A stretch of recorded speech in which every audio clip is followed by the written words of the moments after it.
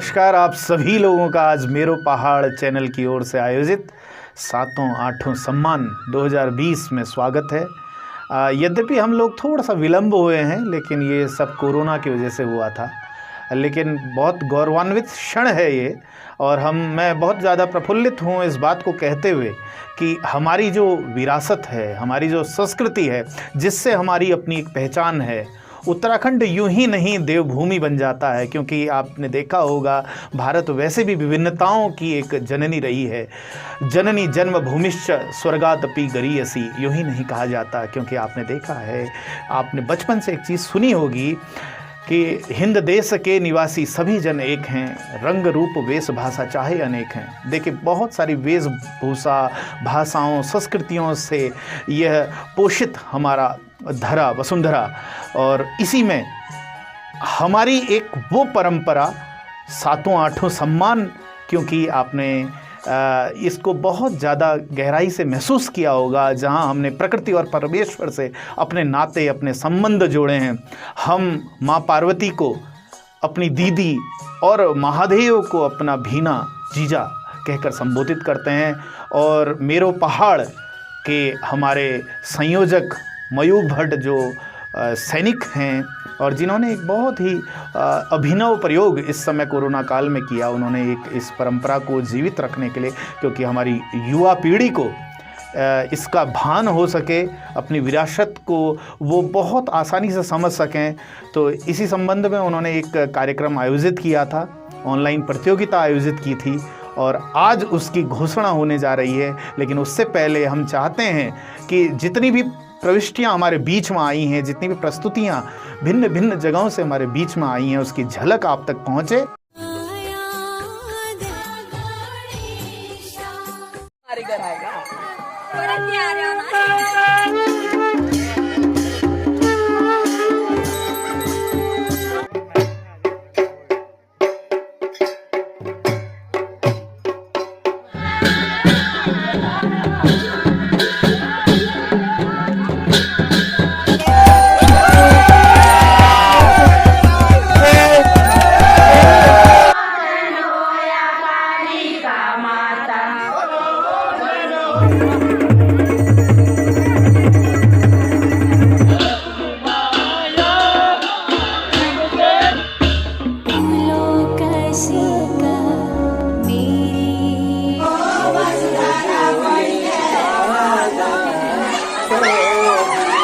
तो आपने देखा इन सुंदर प्रस्तुतियों को, विविधता में एकता को समाहित किए ये सारी प्रस्तुतियां थी।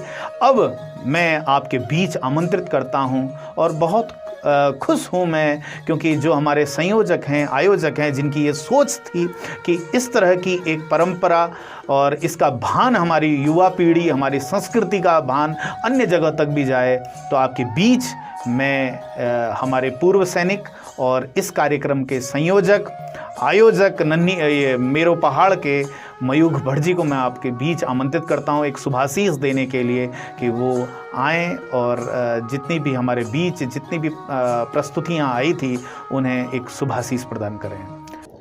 नमस्कार आप सभी का, और मेरी पूरी टीम की तरफ से जिन्होंने इतना हेल्प किया। एक छोटी सी सोच थी मेरी कि आप लोगों के सामने एक छोटा सा एक सोच लेके आया था, लेकिन इसका मुझे लगता था इसका एक बहुत बड़ा इसका जो अर्थ है, बहुत बड़ा शब्दों में इसका अर्थ है।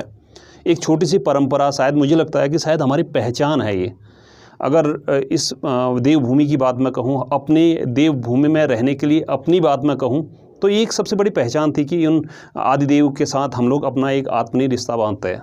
जब इस चीज़ में मैंने चिंतन किया, इस चीज़ को मैंने सोचा, तो एक बहुत बड़ी थीम ये थी कि मैं ये चीज़ सब तक पहुंचा सकूं। और मैं इसमें खासकर शुक्रिया करना चाहूँगा न्यूज़ PTS टीवी का, नन्ही चौपाल से विप्लव भट्ट जी का, जिन्होंने एक टीम की तरह मुझे इसमें सपोर्ट किया। साथ ही आप सभी का, जिन्होंने मुझे इस छोटी सी सोच को इस तरीके से मुझे यहाँ पे रिप्रेजेंट करने का, इस तरीके से आप लोगों ने अपने अपने गांव की एक छोटी छोटी संस्कृतियाँ मुझे भेजी।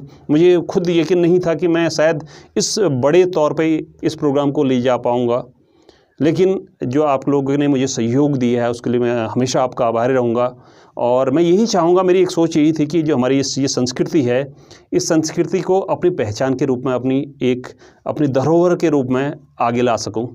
और ख़ासकर बोध करा सकूं अपने नई पीढ़ी को कि हमारा कल्चर क्या है, हमारा इतिहास क्या रहा है, हमारी जड़ें कहाँ हैं। तो इसमें मुझे सभी ने सहयोग दिया है। आप सभी की एंट्रियाँ, इतनी प्यारी प्यारी एंट्रियाँ यहाँ पे आई है। नंबर दूसरी बात, हमने एक कंपटीशन का भी रूप दिया था कि इसको हम लोग एक कॉम्पिटिटिव के रूप में इसको सबके सामने प्रस्तुत करेंगे। लेकिन जब मैंने ये एंट्रियाँ देखी है तो हर चीज़ में मुझे बहुत सी चीज़ें सीखने को मिली हैं। वही एंट्रियाँ शायद आप लोगों ने देखी। हर एक गांव की कुछ एक विविधता थी, हर एक गांव की कुछ एक खासियत रही है, हर एक का मनाने का तरीका कुछ न कुछ यहाँ से डिफ़र रहा है। लेकिन सबका एक जो थीम था, एक जो सोच थी, वो है कि हम लोगों के जो अपने ईश्वर के प्रति, अपने प्रकृति के प्रति जो प्रेम था, वो आज भी हर एक गाँव में, हर एक दिलों में, हर एक लोगों में बसता है। और वही चीज़ हम अपनी पहचान के रूप में कल के दिन और बड़े रूप से और व्यापक रूप से अपनी पूरे विश्व में अपनी पहचान बना सकें, अपने कुमाऊं को एक पहचान दे सकें अपने इस महोत्सव के रूप में। मेरा एक छोटी सी ये सोच थी। और ये कोरोना काल के वजह से बहुत इसका बृहद रूप हम लोग दे नहीं पाए। लेकिन अगर ऐसे ही मुझे आप लोगों का सहयोग मिलता रहा, सभी लोग की यही वो रही, तो एक दिन हमारी पहचान भी शायद ये प्रवर होंगे, हमारी पहचान भी है, हमारे ये कल्चर होंगे, और इसको एक बड़ा रूप हम लोग दे पाएंगे। इसी बीच हमारी संस्कृति के संवर्धन में अपना बहुत बड़ा समय दिया है जिन्होंने, और इस पिथौरागढ़ को बहुत नज़दीक से उन्होंने जिया है, और उनका आशीर्वचन हमें इस हमारी 7वां-8वां सम्मान प्रतियोगिता के बीच में मिला। हम लोग बहुत ज़्यादा आभारी हैं उनके। हमारे बीच हैं पद्मादत्त पंजी, जिन्होंने संस्कृति के उत्थान हेतु बहुत सारा अभिनव प्रयोग किया, बहुत सारी पुस्तकें उनकी छपी हैं, और अभी भी इस उम्र में भी, इस पड़ाव में भी वो सतत रूप से निरंतर गतिमान हैं। तो आइए, उनका आशीर्वचन हमें मिला है, उस आशीर्वचन को हम उनका शुभाशीष प्राप्त करते हैं। आइए पद्मादत्त पंजी को सुनते हैं। मैं सबसे पहले मयूर भट्ट जी से बहुत बहुत बधाई देना चाहता हूँ कि उनने एक विशेष बीड़ा उठा रही है कि हमारी स्थानीय जो संस्कृति, पुरानी संस्कृति थी, जो धीरे धीरे लुप्त होने लग रही थी, वी से अगिल के लिए प्रयास करते हैं। और उनने जो हाल तक काम कर रही है वो बहुत सराहनीय है। और मैं एक चाहे उनसे फिर बधाई देना चाहता हूँ। पुनः नमस्कार के साथ अब मैं हमारे बीच वैसे 15 गांवों से प्रस्तुतियां आई थी। उन प्रतिभागियों का मैं नाम उच्चारित करता हूं और उन सब को बहुत बहुत शुभकामना देता हूं कि आपने मेरो पहाड़ के द्वारा आयोजित ये 7वां-8वां सम्मान में आप सभी लोगों ने एक से बढ़कर एक एक प्रस्तुतियां दी थी, क्योंकि गाँव की ये समृद्ध परंपरा है और हर गाँव में इसको अलग अलग ढंग से मनाते हैं। लेकिन मैं आप लोगों को थोड़ा सा इसको बताना चाहता हूं कि मेरो पहाड़ ने जो इसको आयोजित किया था उसमें ज़रूर ये भी बताया था कि बिरुड़ पंचमी से लेकर विसर्जन तक जो हमारी ये जो परंपरा है इसको हम किस रूप से मनाते हैं, किस प्रकार की वेशभूषा हम रखते हैं, किस प्रकार का हमारा आचरण रहता है, ये सारी प्रस्तुतियों के बीच में आना था। लेकिन कुछ गाँवों ने, वैसे तो जिन्होंने भी भेजा है बड़ी सुंदर भेजा, लेकिन उन्होंने इसको पूरे अंक नहीं भेज पाए।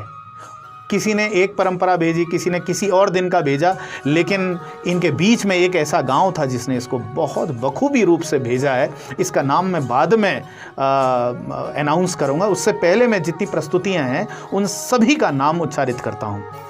प्रतिभागी गांव जो हमारे बीच में थे, पहला था गेठना जो जाजरदेवल से थे, बमनगांव क्वेटी से हमारे बीच में थी, बंदरलीमा से हमारे बीच में प्रस्तुति थी, तिरी गांव प्लेटा से हमारे बीच में था, कुसौली पिथौरागढ़, डोरा डिडिहाट, लुमती धारचूला, बोकटा मुआनी, भिण पिथौरागढ़, चैसर पिथौरागढ़, कासनी पिथौरागढ़, खेला धारचूला, दौला पिथौरागढ़, भाटीगांव पिथौरागढ़, भौतड़ी मंडमानले। इन सारे गांवों से हमारे बीच में जितनी भी प्रस्तुतियां आई थी वो बहुत ही खूबसूरत, एक से बढ़कर एक सारी प्रस्तुतियां थी। यूँ तो इन प्रस्तुतियों को हमने इस आयोजन के बीच में इनको किस प्रकार से पुरस्कार देना है ये बहुत कठिन था, लेकिन हमने फिर भी जिस रूप से इस प्रतियोगिता को रखा था वो ये रखा था कि हम उसकी वेशभूषा भी देखेंगे, उसको किस रूप से आयोजित किया जाता है, उसको किस रूप से समायोजित किया जाता है।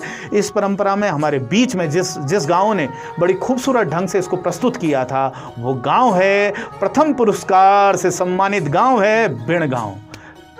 और सभी गांव जिन्होंने भी प्रस्तुतियां दी थी उनको भी मेरो पहाड़ की ओर से सम्मानित किया जा रहा है। उन तक भी ये पुरस्कार उनके पते तक पहुंचाया जाएगा और साथ ही आप सभी को मेरो पहाड़ की ओर से और पूरी टीम की ओर से, इनके जितने भी सहयोगी लोग थे उन सभी की ओर से बहुत बहुत शुभकामनाएं। धन्यवाद।